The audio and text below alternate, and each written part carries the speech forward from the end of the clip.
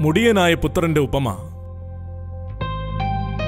ലൂക്കോസ് 15:11 മുതൽ 32 വരെ.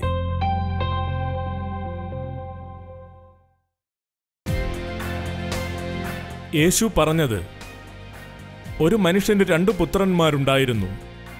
അവരിൽ ഇളയവൻ അപ്പനോട്, അപ്പാ, വസ്തുവിൽ എനിക്ക് വരേണ്ടുന്ന പങ്ക് തരേണമേ. അവൻ അവർക്ക് മുതൽ പകുത്തുകൊടുത്തു.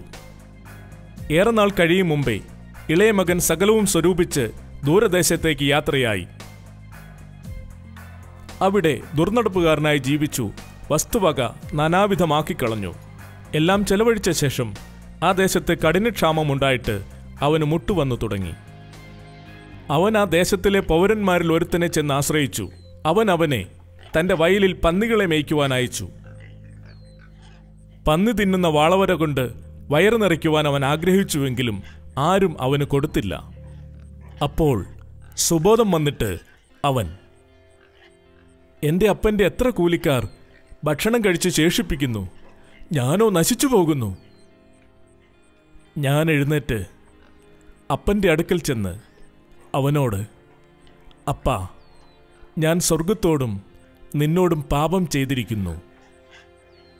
ഇനി നിന്റെ മകൻ എന്ന പേരിന് ഞാൻ യോഗ്യനല്ല.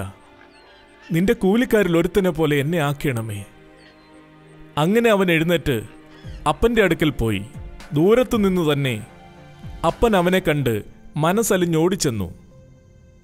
അവൻ്റെ കഴുത്ത് കെട്ടിപ്പിടിച്ച് അവനെ ചുംബിച്ചു. മകൻ അവനോട് പറഞ്ഞു, അപ്പാ, ഞാൻ സ്വർഗത്തോടും നിന്നോടും പാപം ചെയ്തിരിക്കുന്നു. ഇനി നിന്റെ മകൻ എന്ന് വിളിക്കപ്പെടുവാൻ ഞാൻ യോഗ്യനല്ല. അപ്പൻ തന്റെ ദാസന്മാരോട്, വേഗം മേൽത്തരമായ അങ്കി കൊണ്ടുവന്ന് ഇവനെ ധരിപ്പിക്കുവിൻ. ഇവന്റെ കൈക്ക് മോതിരവും കാലിന് ചെരുപ്പും ഇടിവിക്കുവിൻ. തടിച്ച കാളക്കുട്ടിയെ കൊണ്ടുവന്ന് അറക്കുവിൻ. നാം തിന്ന് ആനന്ദിക്കുക. എൻ്റെ ഈ മകൻ മരിച്ചവനായിരുന്നു, വീണ്ടും ജീവിച്ചു. കാണാതെ പോയിരുന്നു, കണ്ടുകിട്ടിയിരിക്കുന്നു. അങ്ങനെ അവർ ആനന്ദിച്ചു തുടങ്ങി. അവൻ്റെ മൂത്ത മകൻ വയലിലായിരുന്നു. അവൻ വന്ന് വീടിനോടടുത്തപ്പോൾ വാദ്യവും നൃത്തഘോഷവും കേട്ടു. ബാല്യക്കാരിൽ ഒരുത്തനെ വിളിച്ച് ചോദിച്ചു, ഇതെന്ത്? അവൻ അവനോട് പറഞ്ഞു, നിന്റെ സഹോദരൻ വന്നു. നിന്റെ അപ്പൻ അവനെ സൗഖ്യത്തോടെ കിട്ടിയതുകൊണ്ട് തടിച്ച കാളക്കുട്ടിയെ അറുത്തു. അപ്പോൾ അവൻ കോപിച്ചു, അകത്തു കടക്കുവാൻ മനസ്സില്ലാതെ നിന്നു. അപ്പൻ പുറത്തു വന്ന് അവനോട് അപേക്ഷിച്ചു. അവൻ അപ്പനോട് ഉത്തരം പറഞ്ഞു, ഇത്ര കാലമായി ഞാൻ നിന്നെ സേവിക്കുന്നു. നിന്റെ കൽപ്പന ഒരിക്കലും ലംഘിച്ചിട്ടില്ല. എന്നാൽ എൻ്റെ ചങ്ങാതികളുമായി ആനന്ദിക്കേണ്ടതിന് നീ ഒരിക്കലും എനിക്കൊരാട്ടിൻകുട്ടിയെ തന്നിട്ടില്ല.